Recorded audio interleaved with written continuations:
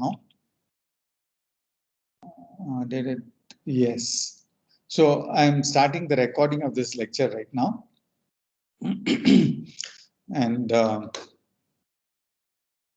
okay, so let's proceed. This is just a general scheme. I want to emphasize that this scheme will come back again and again. It's going to be repeated again and again. In each time we introduce a new class of reactions, we will put back this slide. I would also like you to know that when you try to do a reaction mechanism, we end up with various techniques to determine the reaction mechanism. I'm going to show you this a little later, but let's proceed with this scheme. We have talked about 18 electron complexes, and we have said that almost always 18 electron complexes are the ones which dominate organometallic chemistry. We'll soon encounter electron complexes. They are also quite common, especially when it comes to late transition metals. When you have a D8 metal system, then you have a 16 electron complex that becomes more favorable, and I'll give you some explanations as to why that is the case. The best explanation for most of the complexes that we have talked about are the DCD model, which is indicated for you in the slide. The DCD model, in fact, is a give and take model. It's like both parties benefit. The metal benefits, the ligand benefits. And the net increase in bond energy is what you are seeing as the favorable delta G of the reaction. Now you also have the unique phenomenon of metal-metal bonds being formed in organometallic chemistry, more prevalent than in coordination chemistry. And what we have noted so far is that in the case of carbon monoxide, this give and take depends on the pi star orbital of carbon monoxide, and several features of carbon monoxide which are unique. They are better in the case of carbon monosulfide and carbon monoselenide, but then these are unpopular ligands for other reasons.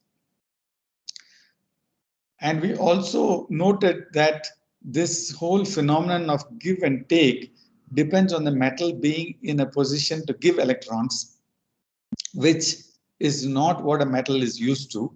The metals usually like to lose their electron and ionize, whereas in these cases, they are just pumping in electron density into the acceptor orbital of the ligand, which we also call as an acid character of the ligand, pi acid character of the ligand. It's a sigma donor, so it's a Lewis base, and it's a pi acceptor. So although we have strong bonds, many of these bonds are not as strong as carbon-carbon bonds. Carbon-carbon bonds can go to 100 kilocalories per mole, whereas in these cases the bond energy is approximately 25, 30, 35 kilocalories per mole in the second. This is not second year. This is the third 3D transition metal. I'm sorry, there is a mistake here. This is 3D transition metal. I don't know how that happened. But as you go down to the 4D and 5D transition metals, the bond energy increases. We saw that phenomenon. And several possibilities or options are there to explain this. Primarily, the larger size of these orbitals, although diffuse, they give rise to better overlap, and so they lead to slightly better bond energies. Now, bond energy, notice most. This is the same bond energy order that you find. And what I have indicated is that charge plays a part. So when you have a CP ligand, You can think of it as a Cp star minus also, and a metal is in the positive oxidation state. So metal being positive and a Cp minus being negative leads to some electrostatic forces. These electrostatic forces lead to greater stabilization. That's what I mean by saying that Cp star is better than a benzene ring which is coordinated. So if you consider C5H5 and C5H6, C5H5 has better bond energies purely because there is an electrostatic component to it and there is a covalent component to it, which comes from 5 carbons interacting with the metal. Here there are 6 carbons interacting with the metal. And then when you look at the various ligands, I have indicated a rough order here, and this bond order seems to decrease in this direction. And what you find is that oxygen donors, for example, THF and acetone, these are very poor donors for organometallic compounds. Acetonitrile can also have a little bit of pi accepting character, and so it seems to be better, but oxygen donors seem to be weak donors. So these are very labile in organometallic chemistry. And the last bond that I have put up for you here is the metal-metal bond. The metal-metal bond seems to be extremely weak. So let me talk about the substitution reactions in organometallic chemistry.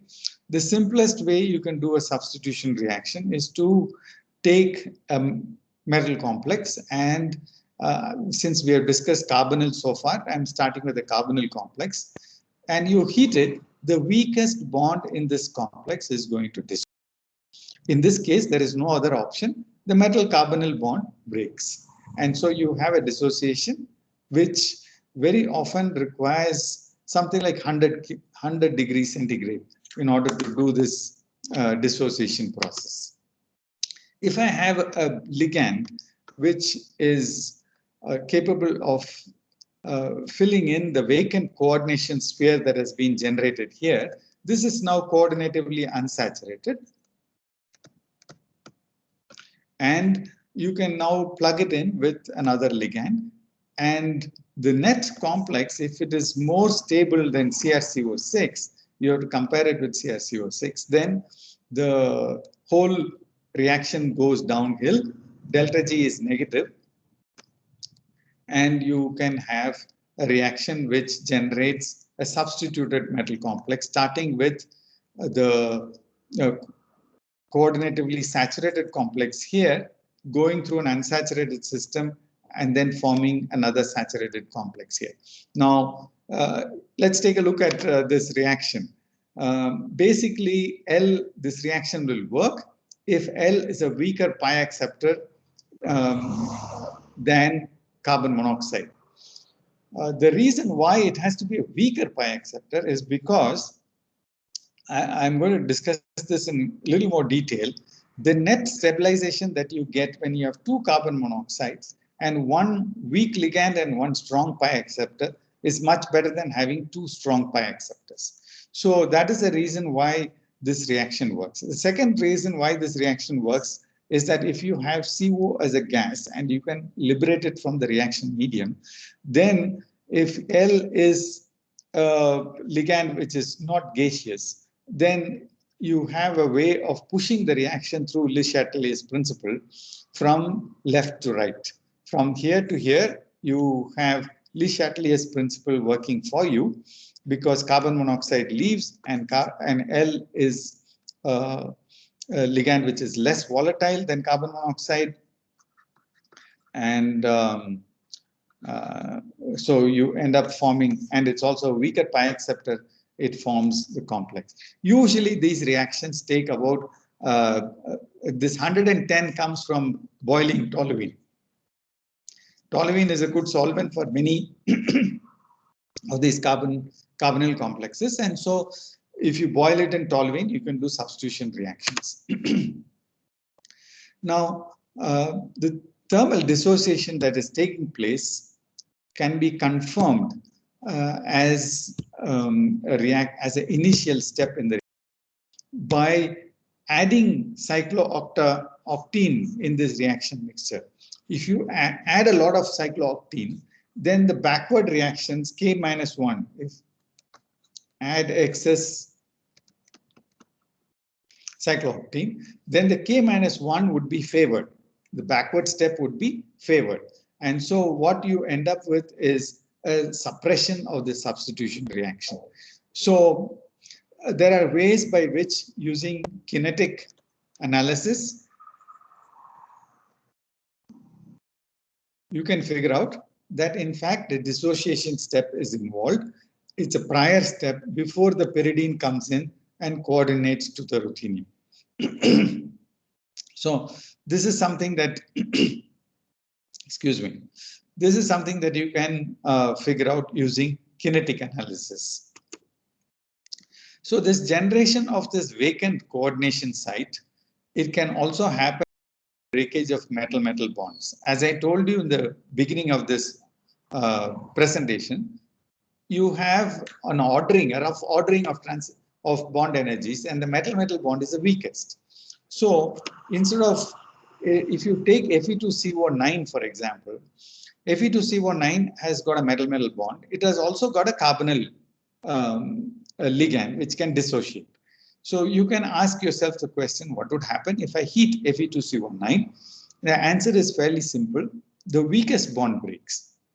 So if the weakest bond breaks in this case, it will generate FeCO5 and FeCO4.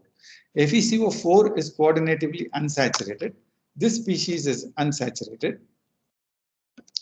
And it is going to accept a ligand which is coming in, and you would end up forming a styrene complex of FeCO4. On the other hand, FeCO5 is coordinatively saturated. It would stay in solution. For this reaction to happen, you hardly need room temperature activation. At 25 to 30 degrees centigrade, you can activate Fe2CO9 to break up and be in equilibrium with FeCO4 and FeCO5. This is also an equilibrium reaction, and you can trap the unsaturated species with a suitable ligand. In organic chemistry, we have learned that the substitutions can happen in more than one way. And in paper, we can write both the dissociative mechanism and the associative mechanism. Okay, so we can write SN2 type or an SN1 type reaction. That's basically what I mean. You have SN1, you have a dissociation step and then association. Whereas you have an SN2, you have an association step in which the incoming ligand attacks the complex and forms an intermediate, which is an associated species, IA. This similarity to organic chemistry is often missed out. There are reactions which can go through this type of an associative mechanism, and I will discuss one or two examples a little later.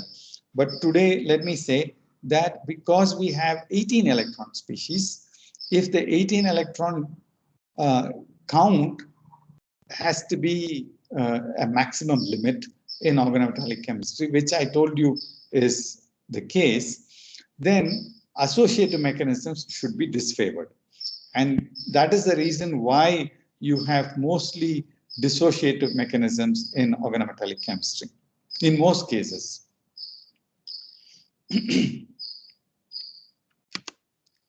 So a famous inorganic chemist, Basalo, has done a lot of work on reaction mechanisms, and I would strongly advise you to read some of the papers written by Basalo on inorganic reaction mechanisms.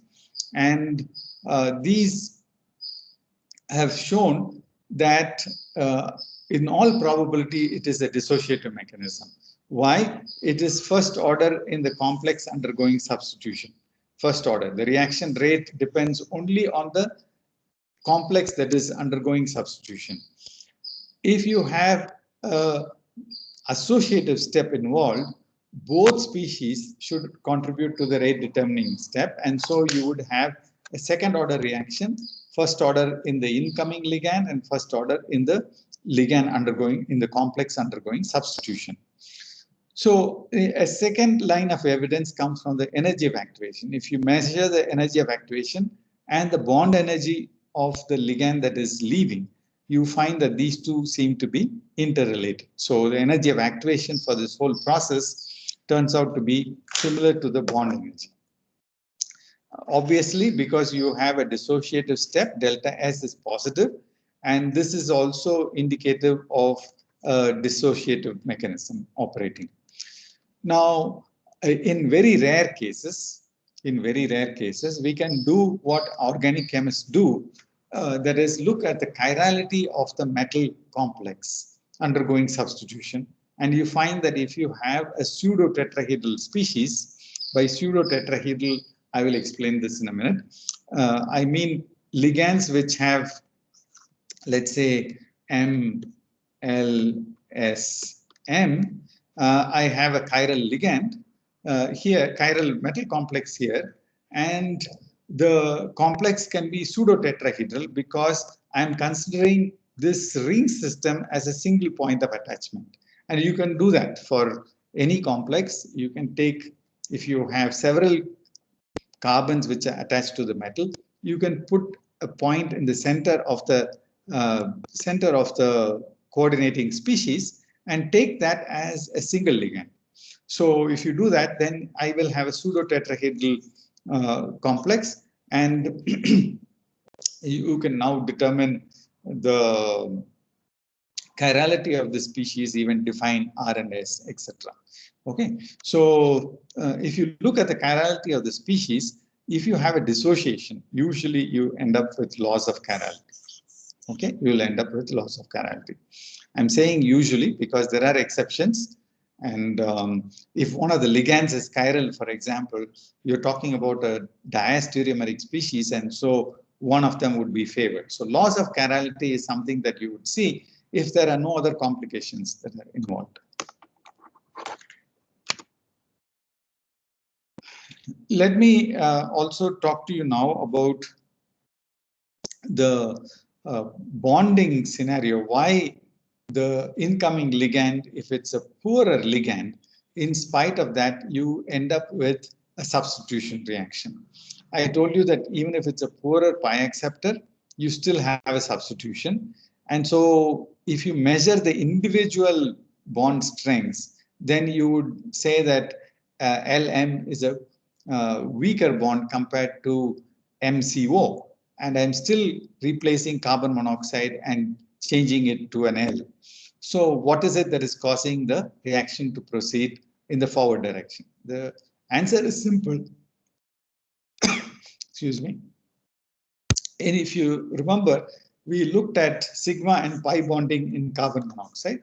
These two are two important contributors to the bond energy of carbon monoxide bonding.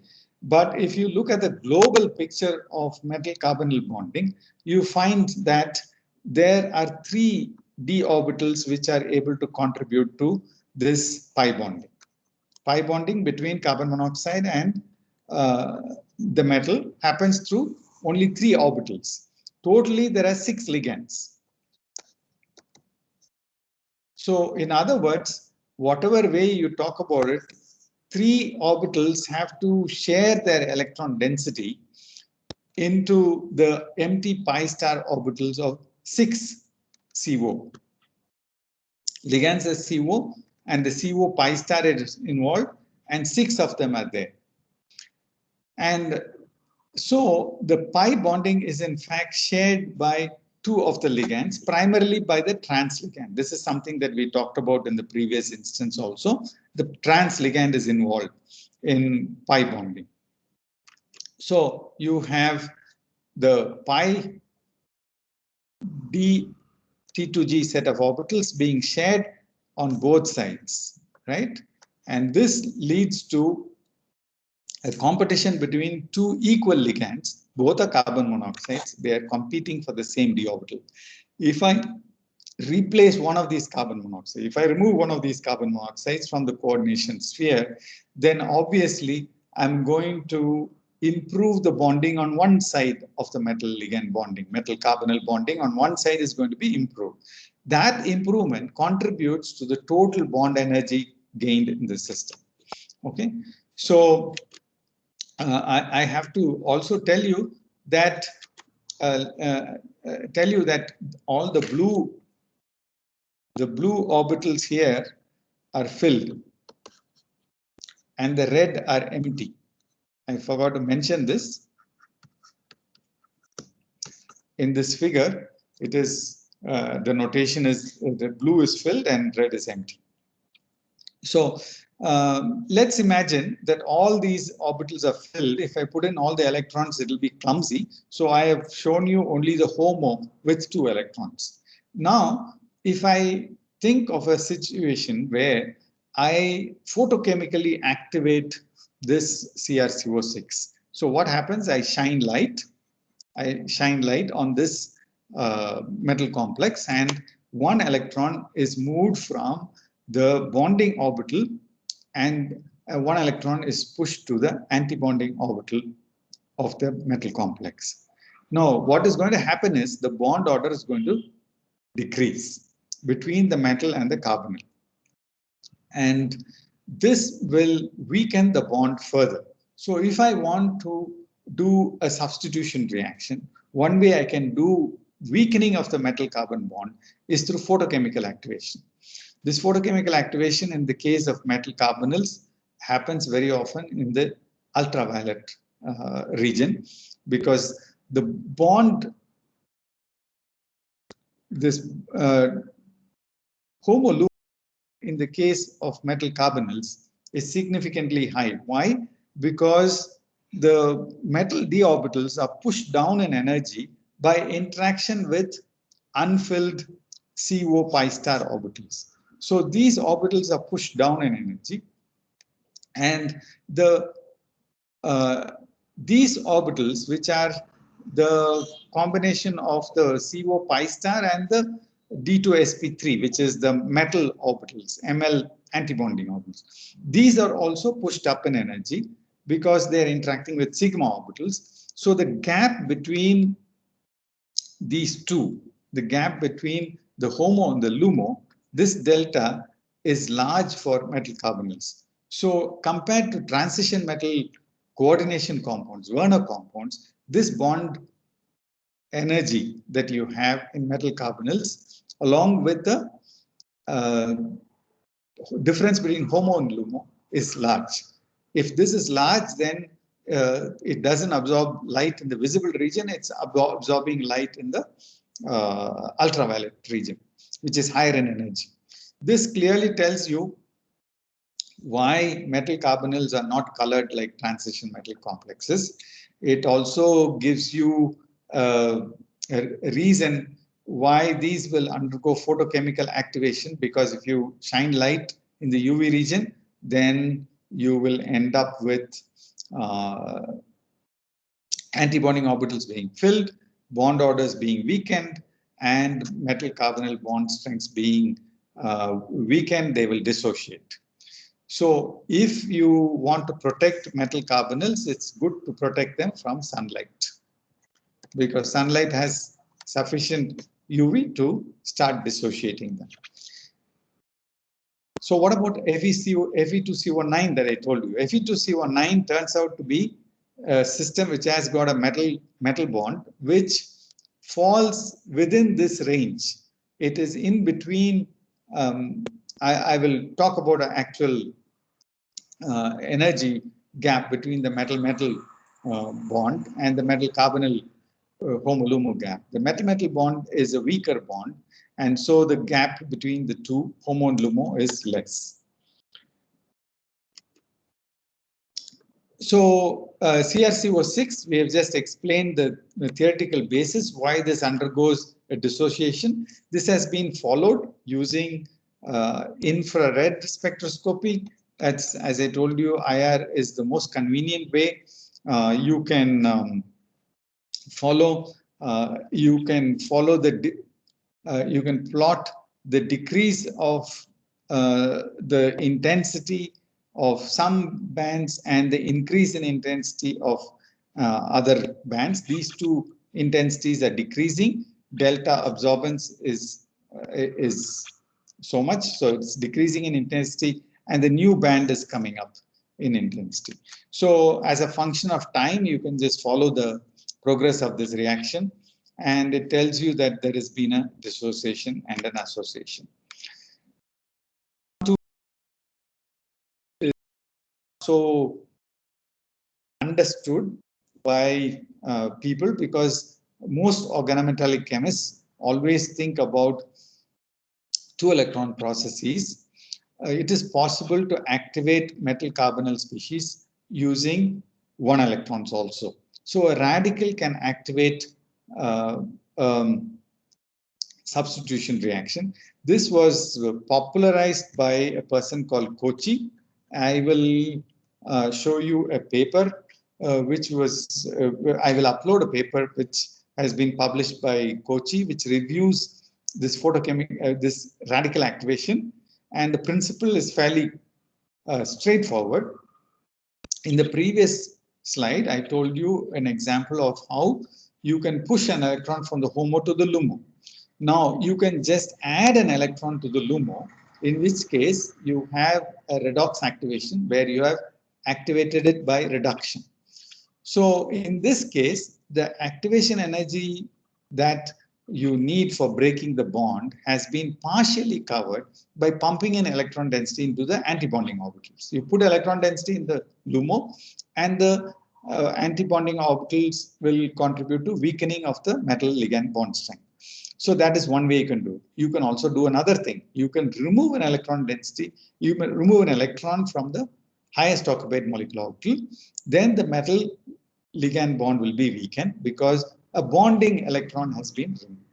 So both options have been studied, and almost simultaneously, 3 people studied these processes. One was, of course, the photochemical activation that I have told you. That was done by Mark Wrighton, who has written several review articles in this subject, where photochemical activation is concerned, what can be done and what cannot be done. And Kochi, J. Kochi is the name. If you want to search for his name, J. Kochi was a person who popularized radical activation. If time permits, I will show you the paper also. So, if I want to do a traditional substitution reaction, I can heat it in toluene. This is heating heating this metal complex in toluene. Pyridine is the weakest ligand, and it leaves the coordination sphere, and triphenyl phosphine comes in as the new ligand. And this requires 110 degrees or thermal activation. The same reaction happens at room temperature if you add a radical initiator, works with a 1 electron donor. I will tell you when 1 electron donor has to be used, when 1 electron acceptor has to be used. But temporarily in this case, this reaction which I'm describing to you was the first reaction discovered by Kochi, and he used a 1 electron donor. And he found that this is only a catalyst.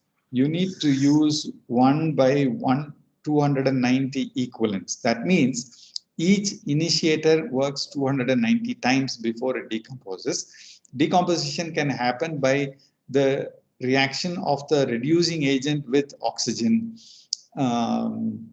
which will accept an electron. So if you have trace amount of oxygen in this reaction medium, you will lose the initiator.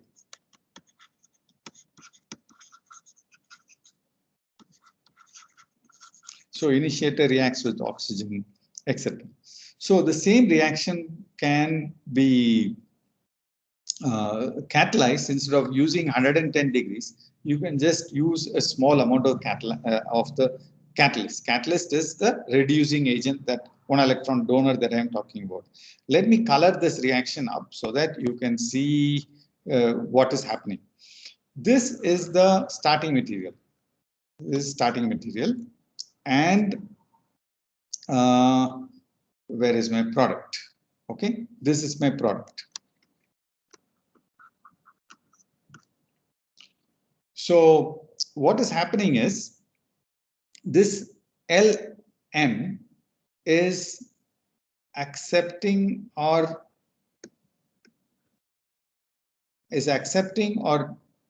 giving an electron and forming a positive or a negatively charged species, and that initiation can happen with the initiator. This is the initiator. And what is happening on the other side is that the initiator, which is not very obvious if it is violet, is it? So let me make it blue. The initiator becomes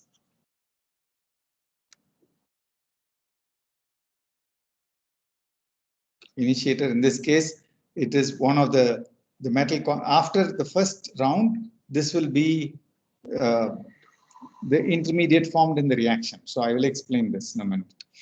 So what is happening is the initiator removes or adds an electron, forms this intermediate. This is the I, and this intermediate now loses the ligand and forms and loses the ligand. This is the incoming ligand, and this comes in a separate step. So there are two steps in each of the in this cycle. One is the loss and addition. Add N, loss of L. Loss of L, and that is not very clear. Loss of L and addition of N gives you this species. And the whole reaction happens in the oxidized or in the reduced medium, reduced metal complex. Okay. And because the oxidized and the reduced complex have got less or more number of electrons, the bond energy is weak and the substitution happens in a simple fashion. So the substitution happens in the intermediate I, and you get another intermediate. This intermediate now is the product in the oxidized or reduced form. The reduced form of the product can now transfer an electron to the reactant, which is the starting material, and generates the intermediate. And that is why you end up with a cycle which involves only the metal complex. In the first step, the STM will react with the initiator and generate the I. Okay, so initiator could be anything, but it will be a strong or a weak, a strong reducing agent or a strong oxidizing agent added in a very small quantity. I'll give you an example, then you'll understand what I'm talking about. The initiator should be capable of reacting with my starting complex. That is the condition. It has to oxidize or reduce my starting complex. In Kochi's case, the first example had a reducing agent with a 1 electron donor. Okay, so he used a reducing agent and carried out the reaction. Now, the redox reagents that you have for suitable for organometallic chemistry are listed here, and you will notice from the redox potentials that you will have to use for different complexes, you will have to use different oxidizing agents. If a complex is very difficult to oxidize, then you use a strong oxidizing agent like this one, okay, on the top. If I have a complex that is very difficult to reduce, then I would use sodium and naphthalenide. I am not, I didn't mention sodium because sodium itself is very strong, but sodium and mercury might have to be used in some cases if you need a reducing agent, which is capable of working at minus 2.72 electron volts. This is with respect to standard Calmel electrode. Organometallic chemists and sometimes even electrochemists like to use ferrocene as a standard because ferrocene turns out to be an extremely reversible system in a wide variety of solvents. And so ferrocene is 0 in this scale. Ferrocene is 0 in this scale. And here standard calomel electrode is used, which is mercury chloride, mercury AgCl2 couple. So the solvent that one usually uses is aprotic solvent. In organometallic chemistry, you hardly use protic solvents because protic solvents tend to complicate the reaction by adding and subtracting protons, and that throws the reaction out of gear. So these are the redox agents that you would have to use. The top half are the oxidizing agents, and I have put for you here a bunch of oxidizing agents, and trace amount of oxygen can also favorably work on this reaction, but normally you would use one of the traditional oxidizing agents that I have. So you, instead of adding a chemical oxidizing agent, you can also use electrochemical potential. You can use an electrode and apply a potential and do the same thing, in which case you do not have contamination of the reaction medium, even with that small amount. I told you 1 by 290 equivalence is enough, but even that can be avoided if you use electrode in order to do the activation. So you use apply a potential and generate Lm dot. So this is generated using electrochemical potential.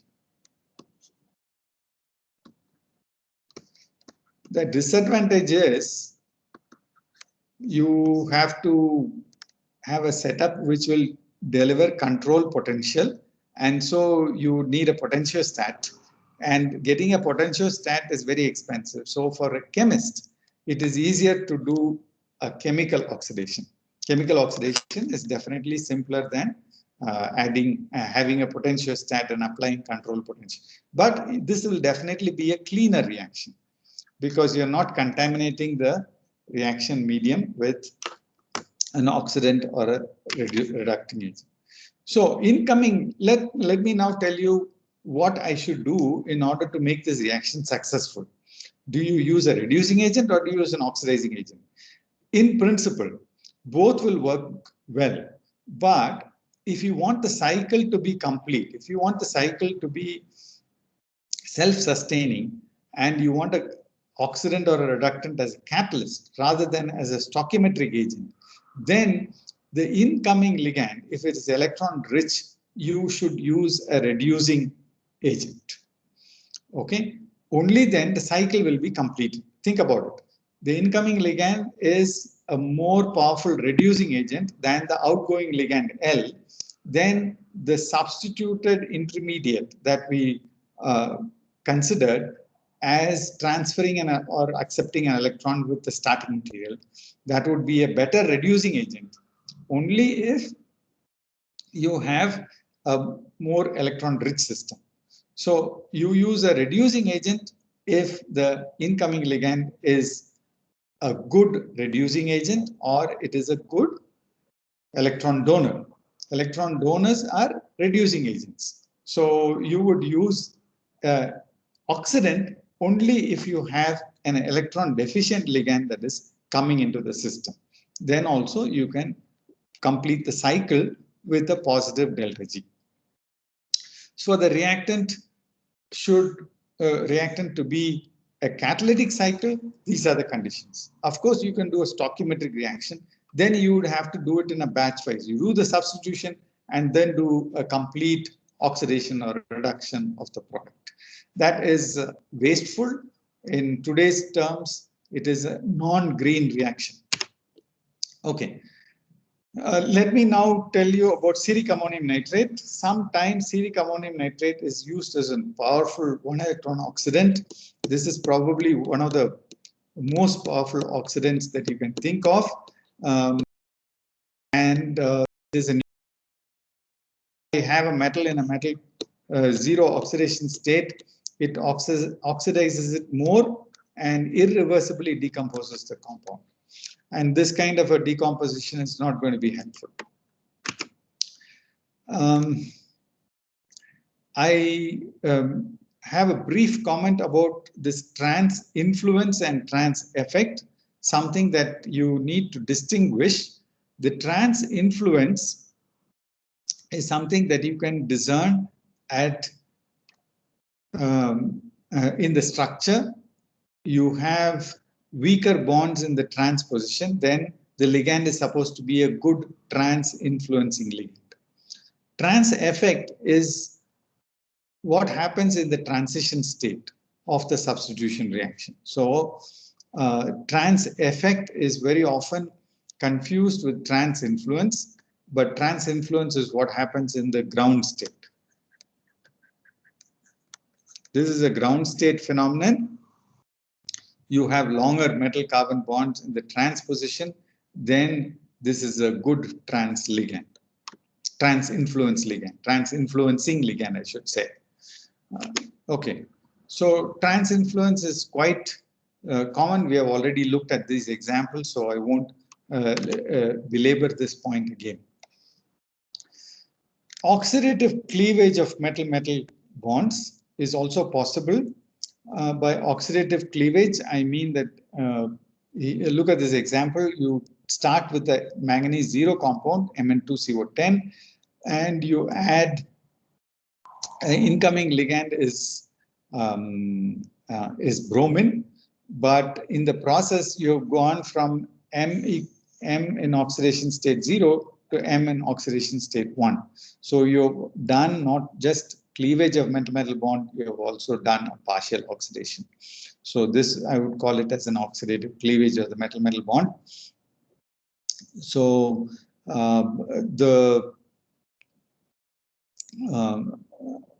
so this reaction actually, if you think about it, the bromine dissociation energy is 46 kilocalories per mole.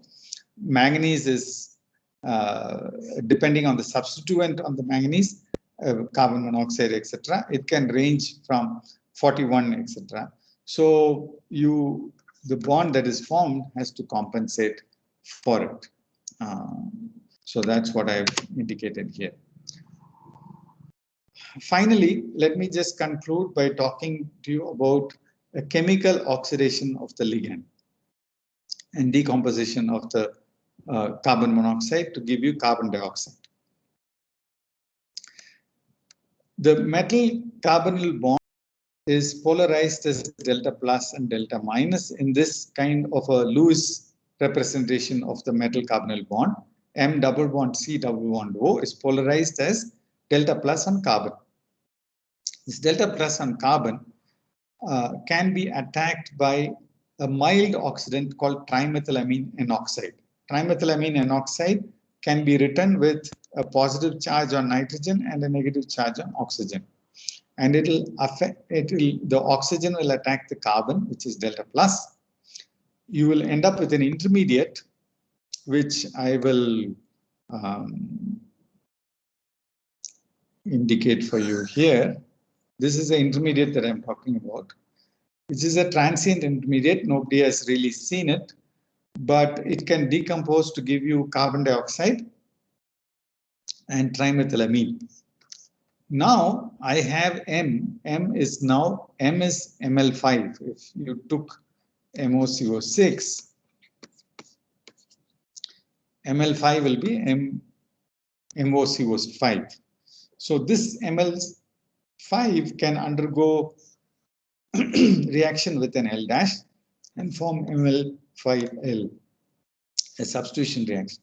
So chemical oxidation of the ligand, not the metal. In the previous instance, we talked about oxidizing the metal. Now we are talking about oxidizing the ligand.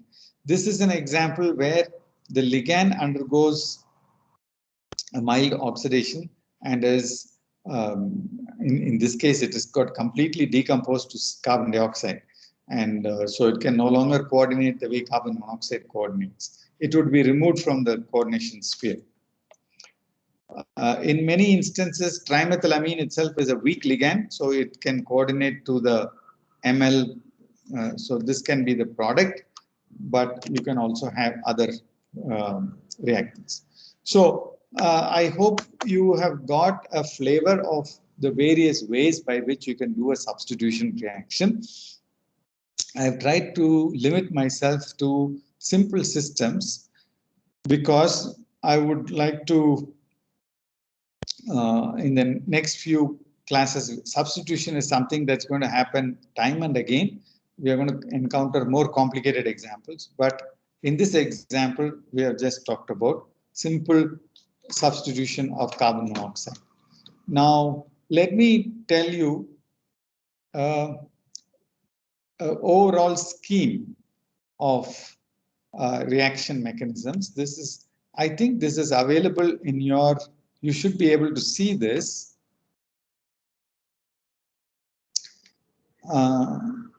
Let me see if I can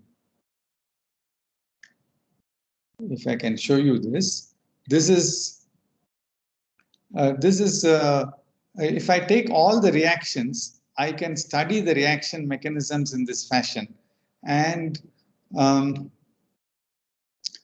here are the set of reactions that I told you earlier as the various reactions that can be done. Now, in order to study all these reactions, one invariably has to end up using kinetics. One has to try using substitution of isotopes in order to do this. I will explain all these things, each topic separately, but isotopic substitution is often used. You can also use isotopic substitution in addition to kinetics, okay? And sometimes it's convenient to isolate intermediates. So isolation and characterization of intermediates can be done. And today's context, computational studies are done almost routinely. Just like doing kinetics, one would do computational studies in order to see if the proposal that we are making is substantiated by the computational studies. Sometimes this leads to controversial answers because computational studies are also not 100% reliable, but you can do computational studies nowadays with reasonable reliability. You can do some impact analysis. That means you change the metal, you change the ligand. How does it affect the reaction? How does it affect the kinetics? And all this can be a useful way by which you can study the reaction mechanism. Now, lastly, just before I close today, I want to tell you that you have to try installing some software which will give you a way to analyze crystal structures. You can use JMOL. I'm going to share with you one more. So this is mercury. Mercury requires a lot of, it requires a little more resources compared to JMOL.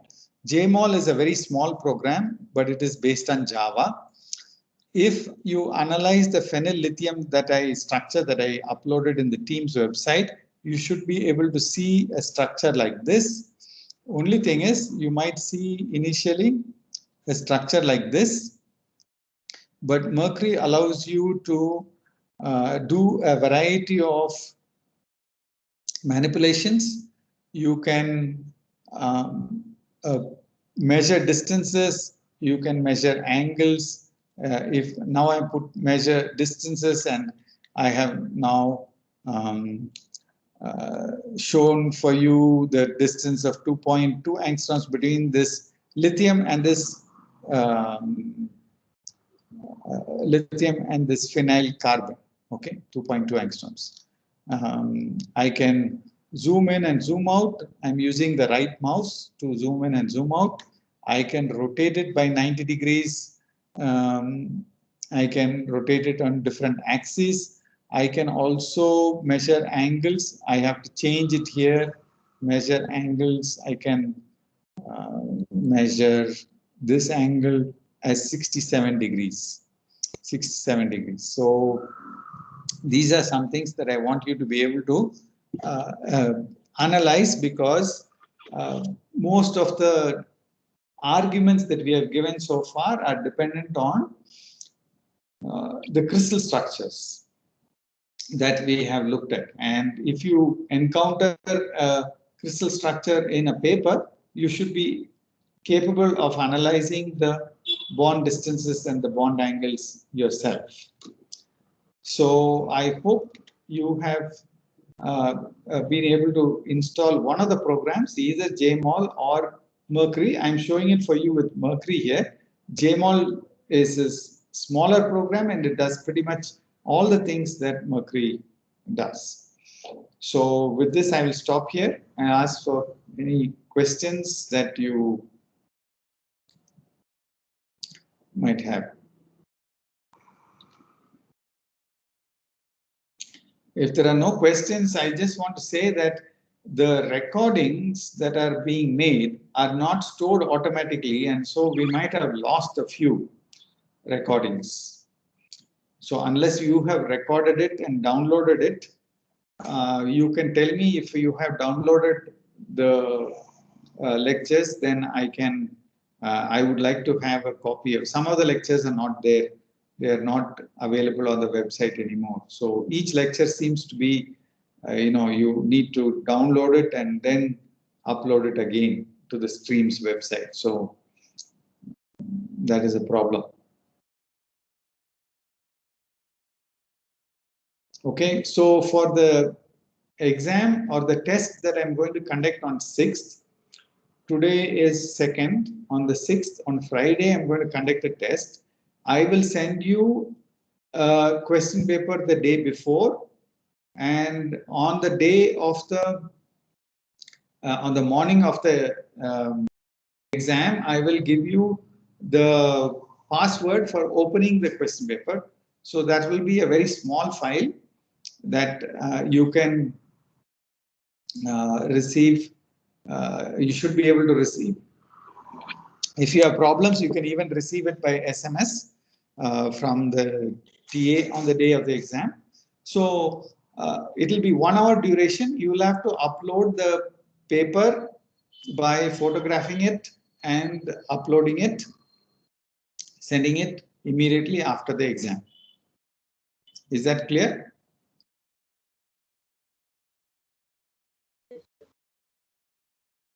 Yes, sir. Okay. So this is something that you would have to switch on. Videos will have to be switched on during the examination time. I want to see all of you writing the exam, so no excuses. Videos will have to be switched on, and it's an open book exam. I'm not telling you not to use the book or anything, but you will have to switch on the videos, right? Switch on the videos. I want you to do it without consulting other people. That's all. But it's an open book exam. You can use your notes. You can use your notes. You can use your computer. You can. So I will give you a bunch of questions and also a zip file. The zip file will have to be analyzed using JMOL or Mercury. Thank you very much. Sir, the syllabus would be what is covered up to Wednesday? Yeah. Yeah, every time the syllabus will be up to the last class. This is because we are not really, I won't give you a reference on Wednesday and give you a question on that reference. If there is a paper that is involved, then like today I'm going to upload Kochi's paper, that would be part of the exam. Okay, so thank you very much. You can all log off.